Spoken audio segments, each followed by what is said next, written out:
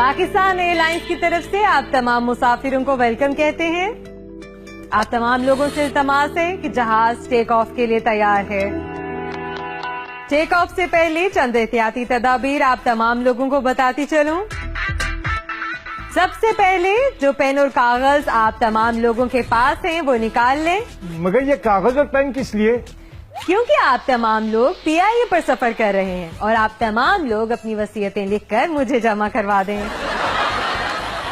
Number 2، پی آئی اے پر سفر کرنے سے پہلے آپ تمام لوگوں کو موقع دیا جاتا ہے کہ اگر کسی کی کوئی آخری خواہش ہے تو وہ مجھے بتا سکتا ہے. نمبر 3، سفر سے پہلے پی آئی اے آپ کو یہ بھی موقع دیتا ہے کہ آپ اپنے اپنے گناہوں سے توبہ کر لیں تاکہ آپ کو اس کا فائدہ ہو آخرت میں.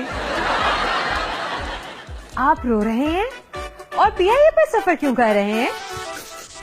میرا بریک اپ ہو گیا ہے اس لیے.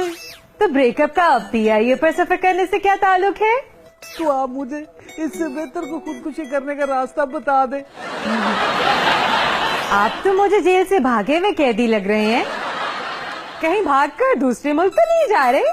نہیں جی، مجھے تو زبردستی پی آئی اے کے جہاز میں بٹھایا گیا ہے. کیوں؟ کیونکہ مجھے سزائے موت ہوئی ہے.